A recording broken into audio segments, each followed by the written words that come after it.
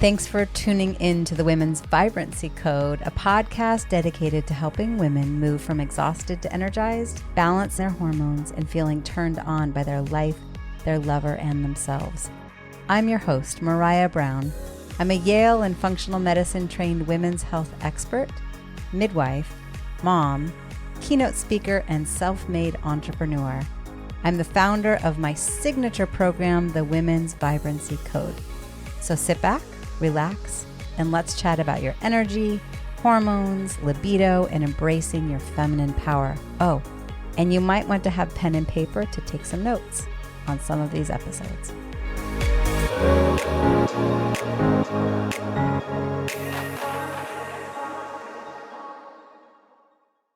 Welcome. We're going to have a juicy conversation around AI, meaning artificial intelligence, but from the perspective of kind of global impact, humanity impact. How do we anticipate? What do we anticipate? And I have Laura Meyer with me today. Laura, hi. Thanks for joining. Hi. Yes, thank you so much for having me. This is going to be so fun. I'm looking forward to the conversation. And we do not have any preset questions. This is going to be me just honestly kind of sifting through. I don't even know what questions I have at this point, but we're going to figure it out. And for those of you listening in the Women's Vibrancy Code podcast, welcome back. Happy to have you. Really thrilled for you to be here and listening into this conversation. This would be one that I would really encourage you reach out to me. Let me know how this sits with you, what questions you have. And also, you are always welcome to reach out to Laura. I'm just going to say right up front, she is also a podcaster herself. And I'm trying to remember the Next Level Leap is the name of her podcast. So for those of you in the podcast world, if you lean into this conversation and you're like, oof, I'm looking for some more, let's go. So Laura Meyer is the CEO and founder of JoyBrand Creative. She's a sought after growth strategist and world-class marketer at the cutting edge of AI, meaning artificial intelligence, utilization and optimization. As a serial entrepreneur who has spent 20 plus years scaling and selling multiple online and offline companies, she's been able to synthesize everything she's learned along the way and develop a unique lens through which to view growth opportunities, giving rise to her best-selling book, Win-Win, plus her world-renowned podcast, Next Level Leap. And then she recently just published another book, which is Win-Win, How to Create Mutually Beneficial Relationships That Grow Your Business. Laura, is there one book or two books? It's one book. One book. Okay. So the book is officially Win-Win, How to Create Mutually Beneficial Relationships That Grow Your Business. For those listening, that was how I initially leaned into Laura's work. Is specifically, I kind of see her as an expert in the world of relationship-based marketing, relationship-based business, not just let's throw a bunch of Facebook ads out in the world and bring in the masses. But what if we see one another, understand one another, hear one another, and find win-win relationships where it feels like, yeah, I appreciate who you are and what you do in the world, and let me see how I can support you and ensure that there's a win-win or no deal. So Laura, thank you for that work that you do. And it's fun to learn about other things that you do as well. Yeah. The AI is new, as it is for probably everybody who is diving into it. I've spent a lot of time with it and testing it in a real life application in a variety of ways. But ultimately, it's kind of interesting to lean into tech, being a relationship marketer. I don't see them as different. I think sometimes people might think they're one or the other. You either have a heavy reliance on technology and not people, or there's an inhuman element to artificial intelligence, which there's actually not. Once we start getting into it and talking more about it, you can see how it actually can facilitate more connections.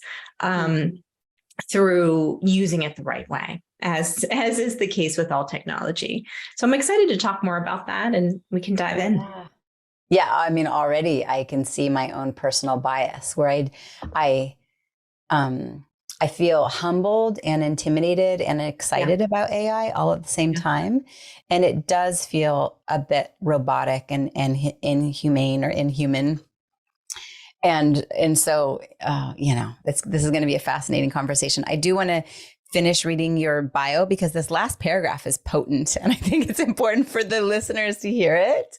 So it says that Laura's company, JoyBrand Creative, are leaders in the use of expert marketing growth strategies to change lives, communities, and the world. And with her unique growth acceleration framework called the LEAP method, she works with national brands and high growth businesses, emotionally intelligent marketing as a focus for good. And here's the kicker. Laura's advice has been featured in, ready, drum roll, please, Entrepreneur, Forbes, Success Magazine, and Working Mother. Okay, so now that the listeners are leaning in, they're like, ooh, okay, she's official. She's the real deal. Let's first just start with what is AI?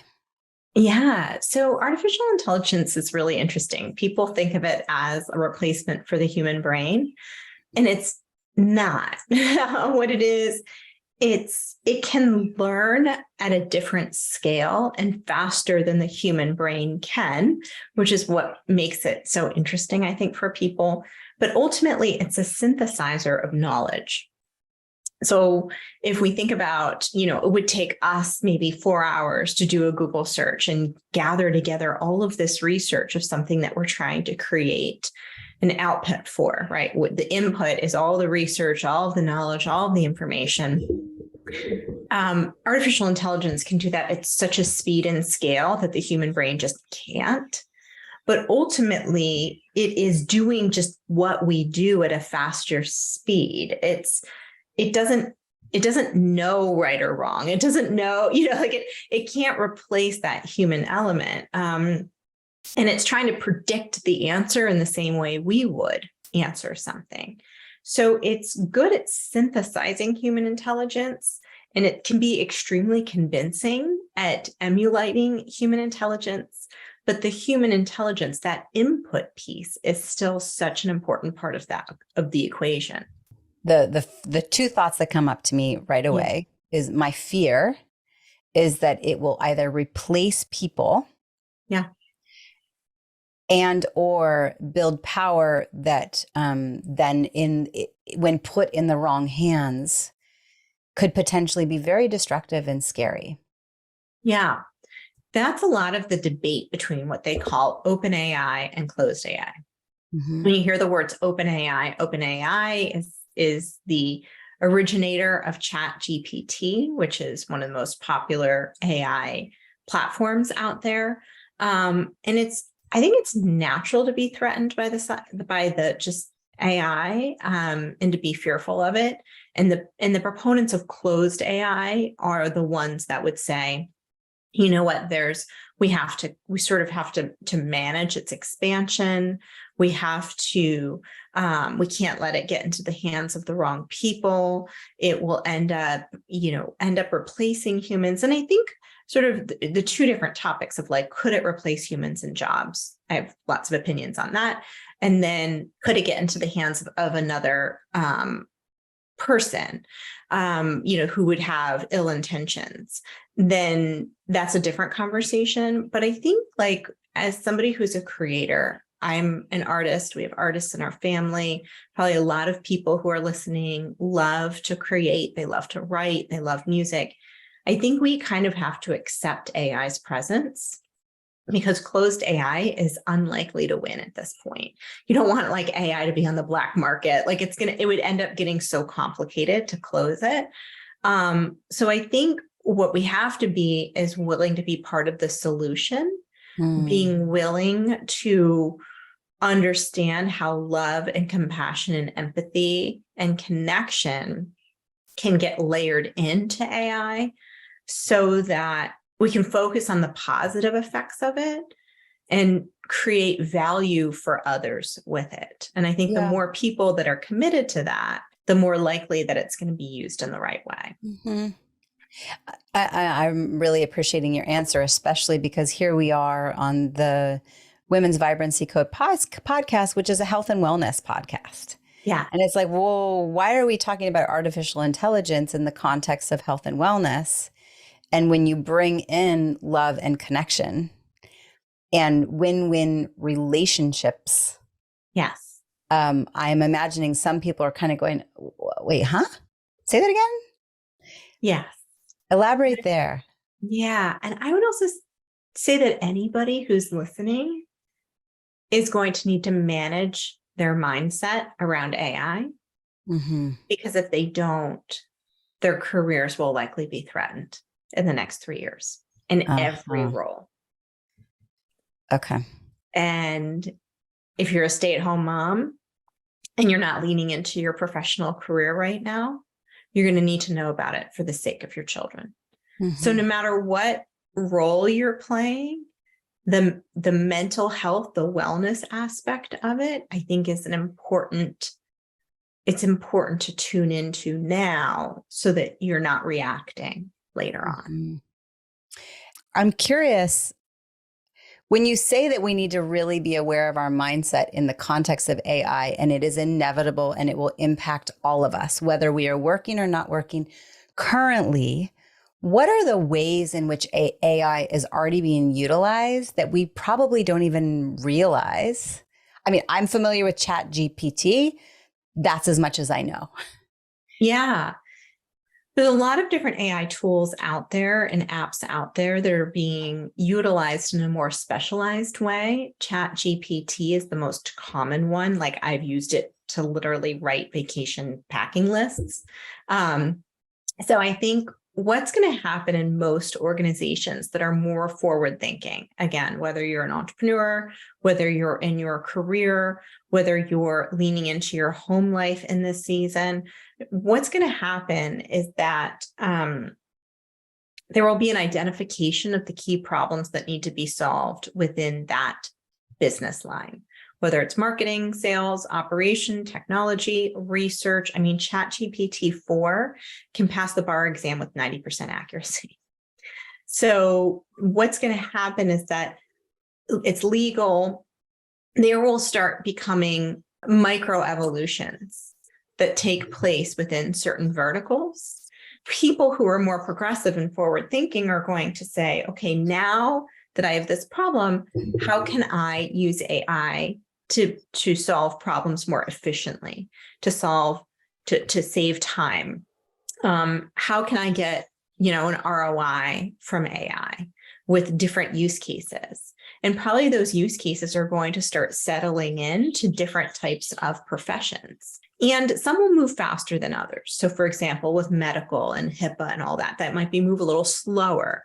With business, marketing, we're moving really fast. And then there'll be some shifts in between.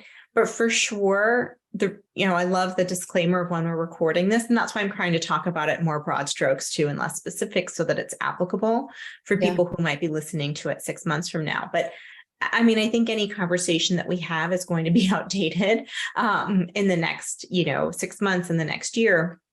And, Maraya, I liken it to 20 years ago. My gosh, 20 something years ago, 22, 23 years ago. I started out in the wedding photography space when I was 22, 23 years old. So my gosh, I guess like half my life ago, I was a wedding photographer, a couple of years out of college. And right when I started in wedding photography, there was this big debate on film versus digital. And anybody who was married maybe about 20 years ago would remember this, that you would get, you'd have to ask the photographer if they were film or digital. And if they were digital, you'd have to ask them all these questions. I remember the Knot.com publishing all these questions about how to make sure that your photos are protected if your photographer is digital. And I remember having all of these articles published because I was very much on the forefront of digital. I just graduated from college. I was an early adopter of technology. Digital made sense to me. It was easier for me to manage as somebody who is, technologically savvy. And I would say, well, what if your film gets ruined? That happens too, and so we would have these huge, big debates, and there would be big online arguments happening between the photographers. As an early adopter of digital, I had photographers driving hours and hours to come see me and look at my quality of my prints and talk to me about it. Now, 20 years later, I'm pretty sure I'm out of the photo industry, but I'm pretty sure most photographers are shooting in digital, and it's not even a conversation. I left the photo industry about 5-6 years ago. And for the last 10 years of me being part of it, nobody asked if we were film or digital. Nobody cared. And I kind of think that's how this is going to go. I think that in the beginning, it's going to feel weird and scary, and there's going to have all these questions. And then 10 years from now, it's going to be like not even a conversation. Everybody's just going to be doing it. It really does feel like if I go back in time, the moment of going from riding in a car or a train into an airplane, or going from cords talking on the phone to Wi-Fi and cellular, and and in your example of photography, and now here we are going into this whole new space that we really don't even know what to expect. I think what I'd like to ask to kind of whittle it down, because I still don't feel totally clear, and I'm sure many of the listeners, I'm guessing, aren't clear in all the ways that AI is being used. Yeah. So I want to just throw out a few professions at you, and and if you can just kind of brain dump the ways in which AI currently in July of 2023 could be utilized to really maximize what it is that they're doing. So let's start with a CEO. Yeah. How would a CEO currently use AI? Yes. So, and I'll say, we use it very heavily in sales and marketing. So you might challenge me outside of those areas, but business, I definitely would be pretty knowledgeable about. So a CEO might say, okay, how can I get data and data synthesized and rolled up to me in a way that's faster, easier, cheaper, more efficient than I'm currently getting? So I might want to know, for example, how my different marketing channels are performing. But every week, maybe it takes my marketing professional, the person who's leading the marketing department in my company, it might take them 3 or 4 hours to create those reports. The AI can produce, there's no more pivot tables. There's no more with Excel. I mean, all of those reports can just be synthesized. That's what AI is really good at, is synthesizing data really quickly.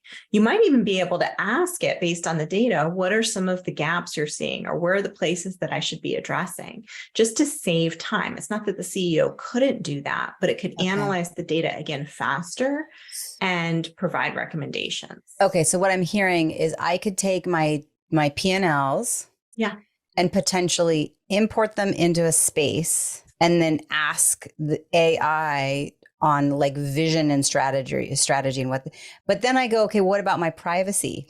Who else is then going to have access to those data points? Yeah. And it's interesting because I just saw this morning, it came across my feed and I haven't had a chance to look at it yet, it looks like I could actually look at it. I don't want to be misquoted, but I think Microsoft sued OpenAI this morning. Okay. For that reason. Okay. Or what's happening is that people are putting information into ChatGPT, and then that becomes public domain. So that's part of what you have to accept, right? If I'm going to put information into AI, I can't copyright that. And if I can, even if I could, I would need to prove it. So it gets probably the biggest career opportunity for people in the future is going to be intellectual property lawyers. They're going to do really well in the next decade. Right. But it does get a little bit tricky. That's why I tend to use it in a more secure setting. Yeah. I tend to use it in specifically, again, for marketing input and output. Content that's already going to go online, that's already going to be available to the public. I don't personally use it for finance or anything like that. Okay. And I want to keep asking about other professions, but this brings me to one of the big things for me that it feels like a really important conversation when we're talking about the global impact, short-term and long-term. The way that I'm looking at it, and we had this bit of a conversation off camera, is if right now the input that we're putting in, the questions that we're asking is adding to the actual intelligence of this thing. Like I have the visual of an actual robot, like, you know, R2D2 or something like Right. and everything I'm putting in is going into the actual intelligence of developing this artificial brain.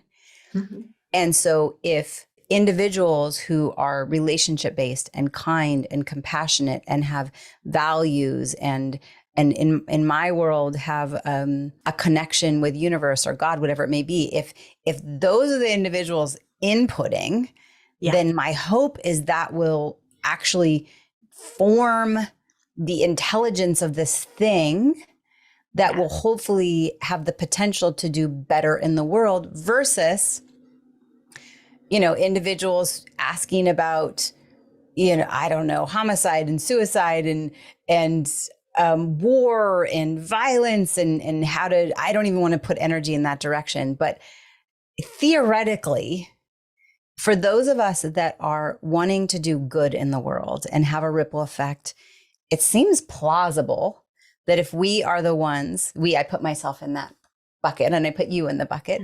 If we are the ones that are inputting the data currently into Chat GPT specifically, is it fair to think that we are actually creating the thing? We are currently impacting the future of what AI will be based on what we're inputting in.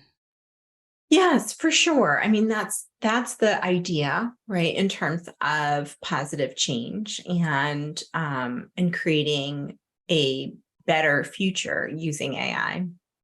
And the caveat is that all of that information is available online. And again, Chat GPT is a synthesizer of information, fake news, real news. We could have positive fake news. And there was a really interesting recent court case where a attorney used Chat GPT to do their case research, and the case research was wrong. And so they presented inaccurate, the lawyer presented inaccurate data to the judge, of which he eventually had to fess up and say that he used Chat GPT to shortcut his process.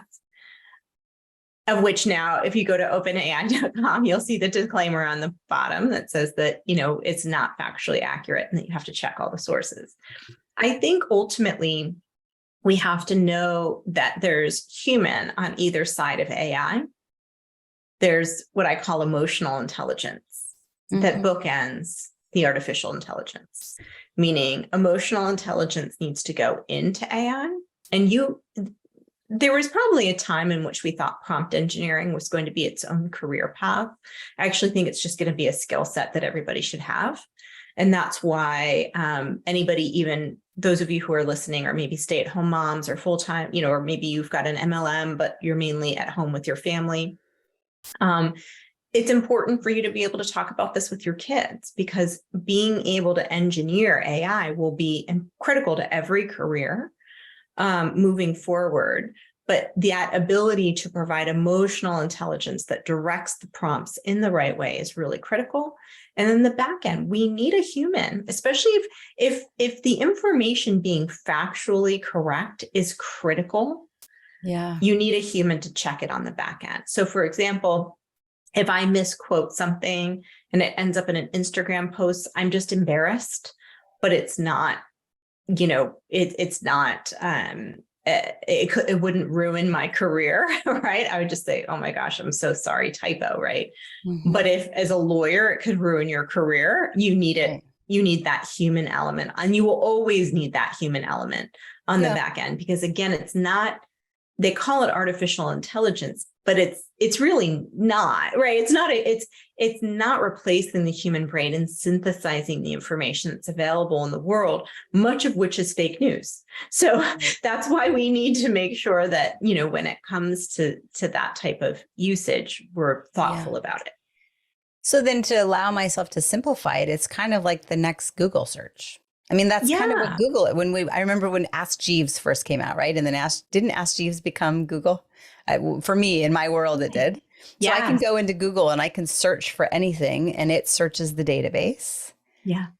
Or even I can go and look up on Wikipedia, and there's some individuals out in the world that are writing Wikipedia, and some people see it as fact, and it's very clearly not fact. So how is AI different than doing a Google search or looking something up on Wikipedia? Funny enough, we actually don't know. Hmm. We don't know. And I don't know even sometimes if the engineers that are engineering AI know. The last time that ChatGPT was updated was September 2021 of what's available in the World Wide Web searching. So if you ask it a question, it'll say the last data I have is September 2021, which is so interesting. We don't actually know how it's fully informed. I don't know if the engineers all know how it's fully informed. It's very interesting. So it could be mainly the information that they're getting through, the conversations it's having. It could be connected to some other data sources that we're not familiar with. But ultimately, I think the good thing to know, good or bad, is that this is the dumbest AI we will see in our lifetime. Mm-hmm. So it will continue to get better and better. But again, keeping in mind, it can't think on its own.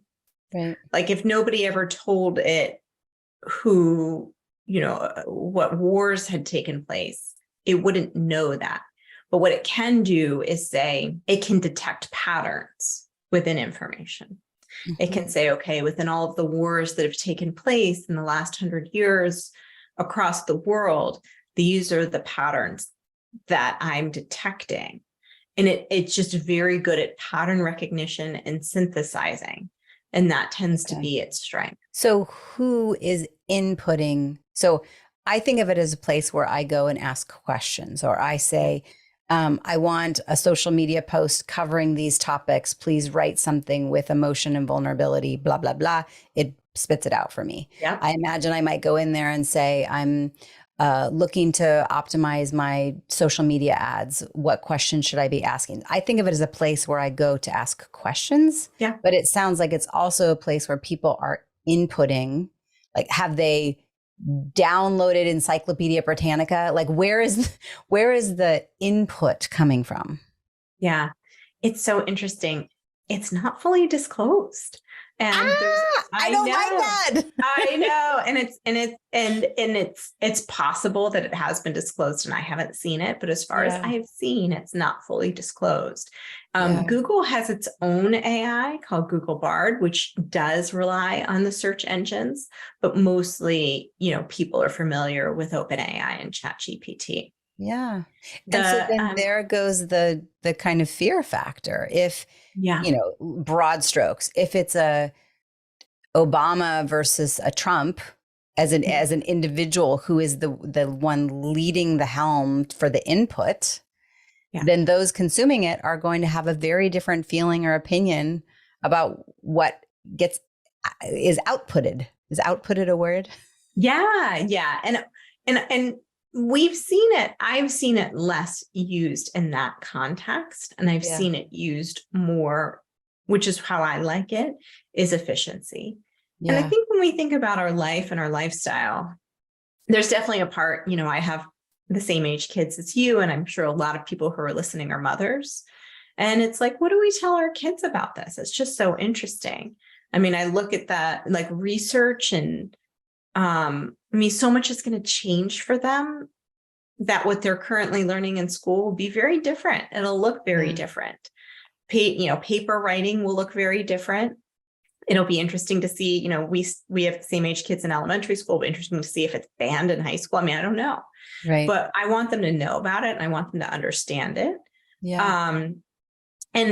But ultimately how I like to use it is it becomes very efficient. And I think what will happen is that some jobs will become less relevant. I actually just got an email from a copywriting company that I've used in the past, and they're closing down. And she just basically said, like, we're selling prompts, we're selling AI tools, we're not doing copywriting anymore. Wow. And that was an interesting email to get.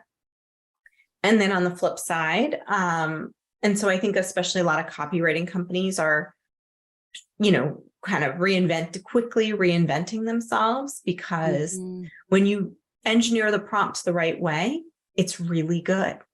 When you don't engineer the prompts the right way, it's junk. And then people get, kind of discouraged or think that it's not good quality. But when you engineer it the right way, it's mind-blowingly good.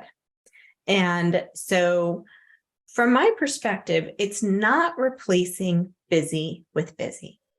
Yeah. And this is something that I am such a big believer in. And I think people miss this. We don't become more efficient to put more on our plate, right? We become more efficient with technology to spend more time outside, to spend more time away from the computer, to spend more time with our family. That's the gift of becoming really efficient with technology. And is it also leading to less connection human to human? Like, okay, sure. If I wanted to write a blog article on melatonin and sleep and in a circadian rhythm, I could go out and do some research, which I actively am right now. And I'm so excited by this topic right now.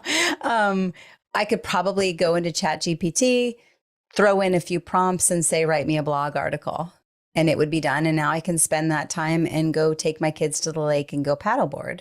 Yep. But then I go, okay, well, am I losing my own voice? Or my son just did a presentation on orcas, and he figured out, he went to the library and he did some Google searches and he read some books, and we thought about like strategic thinking and how did he want to present this and what discernment did he want to use. If on the flip side, he simply just put some prompts in and there you go, it's spit out, I go, sure, it might save time, but is he learning? And is he learning how to learn? And is he learning how to use discernment and what resource might be considered an expert resource versus others not so much? And I used the time to handhold and be with him as he did his homework, and so did dad, and his sisters got involved. And maybe on one hand, that was a waste of time when we could have been more efficient doing something else. But I don't know. I worry that we lose our connection and our emotional acuity while this grows. Yeah. Well, I think we get to decide all that. I mean, that's the thing, right? We get to decide. That's part of the human intelligence. That's part of the emotional intelligence that can't get replaced. So you gave me a great example of when it probably makes sense to not rely on an artificial intelligence to get something done. I'll give you an example of when it probably does make sense. So I'm working with a health and wellness brand right now, stretching, one of the stretching concepts. And we're doing some beta testing on a AI-based sales assistant. And it's very effective in helping get people the information that they want without having to spend, 20 minutes looking through a website, getting all their questions, trying to dig to get their questions answered. They can get their questions answered in a way that's remarkably human, 24/7 responsiveness. It's really a nice service for people who just want an answer so that they can determine whether or not this would be a good service for them. A lot of people are in physical pain, they're athletes, they're older, they're looking for, assisted stretching. And the person, the owner of these test locations said, are you going to pitch me on this replacing my salespeople? And I said, absolutely not. I was a brick and mortar business owner for 15 years. Like that's your concierge. I just would recommend that they use their time differently. Like they should maybe use their time to send birthday cards, call people and, keep track of their physical ailments and call them afterwards. Like they just use more of their time developing relationships than like following up on questions from the night before that could have been answered a different way. So that's a good example of when you can go deeper because of that time efficiency. So I'm sure everyone that's listening is listening through their own filter and their own lens and applying it to their lives. And so am I. So in my world, I'm thinking, how fascinating. For the services that I provide, they tend to be high touch, high experience, not an inexpensive investment of time, energy, or money. And I've tried a few rounds of bringing someone else in to be a quote unquote setter, to potentially do the touch points with individuals so they feel heard and seen, and that individual is kind of filtering through who makes sense to then have a sales call with either me, or if I had a salesperson, with a salesperson. But then what ended up happening in my scenario is I didn't feel like these individuals that I brought in really represented my voice and my compassion. They seemed hungry for money and sales and quick turnaround. Yeah. And so far I've tried 3 rounds and it's been unsuccessful. And I've come back to, I'm just right now doing it myself. And I know that people are falling through the cracks because I simply don't have the time, nor do I want to invest the time in making sure that I'm following up with every single individual. And so there are probably some amazing people listening to this right now. And I can say, I'm so sorry. If you are truly struggling and you're leaning into my work and you feel like you've tried to reach out and it's been lost, it's partially, I'm going, well, gosh, maybe I need to bring in someone, or bring in not someone, but this AI tool to simply be the point of contact to allow individuals coming initially into my infrastructure to see, is this a good fit? Is this a win-win? Can their questions be answered? Can they feel the customer service that will happen once they come into my inner infrastructure? But I don't currently have the capacity to do that for the masses. Yes. And so what you're saying is AI could AI be in my DMs and in my email, actually responding to these individuals and kind of filtering through? That's the service we're currently providing. When you asked, you were asking how I was going. I was like, I'm really busy. That's because it's working really well and it's keeping us very busy. Wow. And a lot of, me is just, my time right now is just making sure my team is, when you're working in a fast-paced technological environment, making sure my team feels fully supported and trained. But it's a lot of what we're doing really successfully right now. Yeah. And especially for brick and mortar locations, the ask is not huge for health and wellness, whether it's chiropractic, whether it's an IV vitamin clinic. We have one of those right now. And it's not hard, to make sure that people get what they need to come in for an introduction appointment. I'm thinking right now, I've been, I'm curious to find local providers in my area that would prescribe bioidentical hormones and potentially do online consults for clients of mine. But I don't have the time to wait until it's not a holiday. It's Monday through Friday between 10 a.m. and 4 p.m. to make the phone call, wait on hold. And so this is like one of the things that becomes emotional labor for me in the background. Yep. But if these clinics theoretically had this spot where I could just go in and say, okay, do you do online consults? Do you prescribe bioidentical hormones? Would that include testosterone? Can you see clients in this country, this country, this country? And it all just was there answering my question via AI. Yeah. That would save me time. It would theoretically help bring them more clientele. And now those data points are adding to the intelligence of AI based on what individuals are desiring out in the world. Yeah. We've found a way with an integration through a tech platform that I've developed to make that proprietary and private. But if you were just in the OpenAI platform, I don't think you could. So if we were to train we were to create a prompt that trains the sales assistant, the AI sales assistant in a brand, that would be kept private. So it's interesting. That's how we're using AI is exactly the way that you described. And there's other ways in which we use it for content marketing. Another great example, and this is where we see the positive side of it and the win-win side of it. Another is that I do a lot of work with nonprofits. As you know, we partner with the Lab for Economic Opportunity at University of Notre Dame. And we need to produce a lot of content in order for them to be able to increase the amount of individuals that they serve in a pretty short period of time, which is part of their deal with Notre Dame. When they pour money and resources into those organizations, the idea is to grow pretty fast. Well, these nonprofits, what in our online space, what we know of good copy or what we know of high converting emails, they've never seen anything like this. So if I go to them and say, you need X, Y, and Z, they're like, what? So we do AI copy workshops with them. We do upfront strategy. So an entire brand platform, so mission, vision, values, value props, points of differentiations, reasons to believe, brand story, all of those. And then we input that into AI, and AI then pumps out the content we need. Wow. So it's all about having that good strategy up front. So it's another way in which we're using that. And it's extremely effective and so helpful to these nonprofit organizations because it frees them up to serve more people. Right. So what I'm hearing is it theoretically gives us a bigger and more deep way to offer customer service, be more personalized and connected to those that we serve, and find answers and solutions.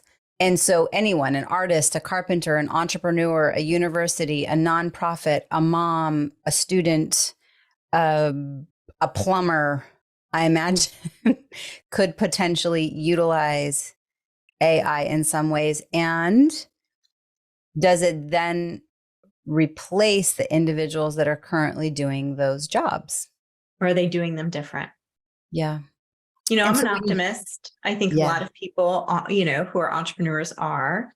Yeah. So I tend to see the positive side of it. I also love technology. So, that's more of how I'm oriented. But I think just as we wrap up here, really looking at what is the upside of a tool like this and how can we be creative? Those are just two examples of how we are very creative to be able to help the organizations that we serve help more people.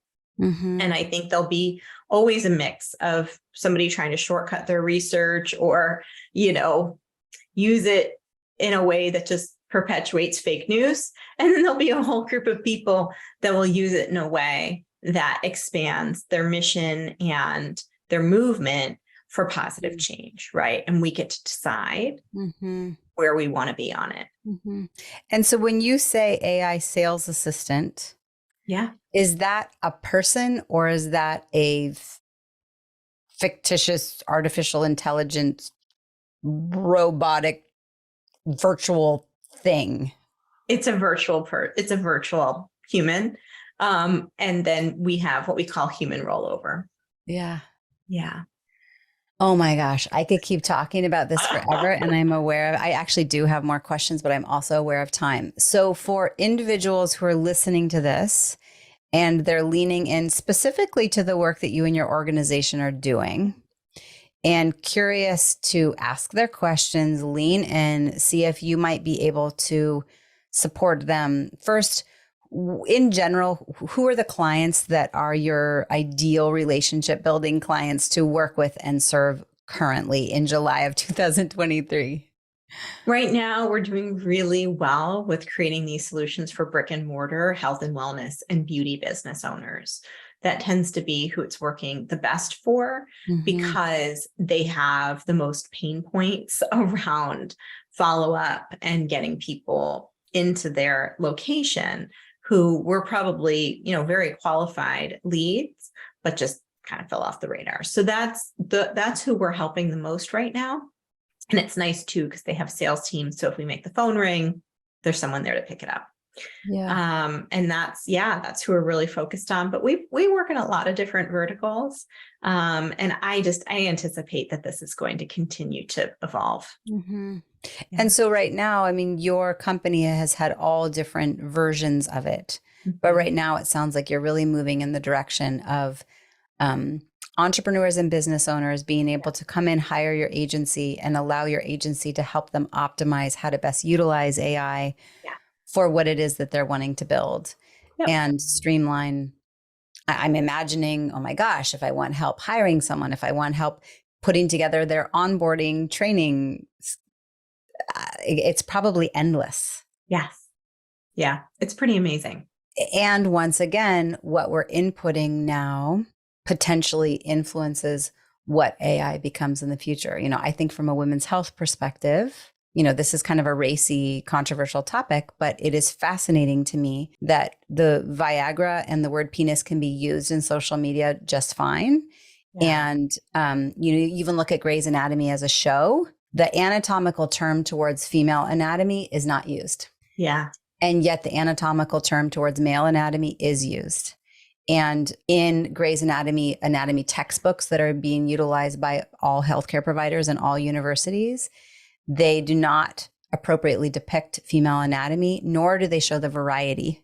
Mm. And my Facebook was shut down because I used the anatomical term for female anatomy based on a course. And I go, okay, how can we reset this so there can be a bit more equality in how men and women, females and males are being seen and being empowered, and there's a bit more equality in regard to what is spit out. Yeah.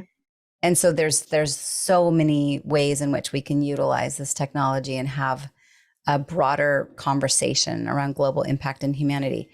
Any last parting thoughts that you have for those that are chiming in and listening, specifically regarding artificial intelligence and its use short-term, long-term, and more global humanitarian impact for those of us that want to have success, but we want to do good, not just with, there's individuals who have success and give philanthropically and with donations, but what about the individuals that want to do good while we're building?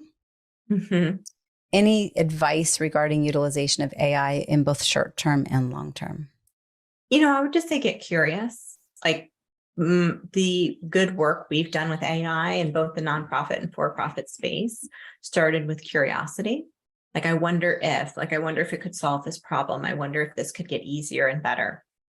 And, our innovation around AI came when one of our nonprofit organizations unexpectedly got scooped up by another organization, their sort of in-house enrollment specialist, kind of sales team, equivalent of a sales team. And she was behind on her numbers. And he did a nice job, but he wasn't there all the time, answering questions. And it's a complicated program. It's a 1-week camp for children who have an incarcerated parent. So these children are, have been traumatized. That's inherently traumatic to have a parent in prison. Never mind any other, circumstances that surround other family dynamics we're unaware of, right? So it's a complicated ask to the guardian. Give us your child for a week. We'll take good care of them. They've already been traumatized, right? Mm-hmm. And so we train the AI on the brand. And I said, this is a new technology. I can't tell you how it's going to work. I don't know, but it's better than not having anybody getting back to these folks and answering their questions and letting them know if their child is the right age and giving them assurance around what happens during this camp. And their enrollment went up 300% in a week and a half. Wow. And I was like, all right, well, we just get curious, and I think whatever world you live in, whether you're just a stress, not just, but if you're a stressed mom and you're trying to get more efficient with your tasks and your to-do lists, and you're just you want all of that just done. Or if you are an entrepreneur and something's really bothering you, just get curious. Because yes, it's disruptive and painful, but there's also going to be some massive opportunities with AI in the future. Yeah. Yeah. I'm even thinking it's summertime right now from my husband's a stay-at-home dad. He's looking for great recipes. He's looking for creative art projects to do, places to go, things to do with the kids, because we're calling it dad camp this summer. The kids play soccer. What are the best drills to do to optimize your soccer skills? I imagine it's endless. It is. Okay. I'm aware of your time and honor your time. And for those that are listening, I also honor that we all live full and productive lives, and that you are still here with us and listening. I honor that we've had this exchange and you've shared your time with us. Hopefully it's offered some thought-provoking new things to think about and lean into. And what I'm hearing loud and clear is for all of us to stay in a place of curiosity and being open to what feels like the precipice of a big new change. Yeah. You know, I sit with my 92-year-old grandmother, and, you know, she can talk about moments of change, say when the television first came and airplanes, and it really feels like we're getting there. And Laura, I'm grateful for the ways in which you're supporting the world, you know, foundationally from a win-win relationship space, and then taking those foundational values and ethics and bringing them into utilization of AI and supporting people who are doing good in the world, and hopefully doing it good, doing it with kind core values along the journey, and using AI as a resource. Yeah. Thank you so much. Mm-hmm. For those of you listening, her website is there in the show notes, and we'll put in her social media links as well. You're welcome to reach out. What is the best way for people to reach out to you, Laura? I'm probably mostly on Instagram, which is Laura E. Meyer, Meyer. Okay. And, yeah. Yep. Find her there on Instagram. And with that, thank you for being a part of the community. Until next time, cheers to you feeling spectacular and vibrant and more productive and streamlined in how you spend your time, so that we can be choiceful and free it up to do it in spectacular ways.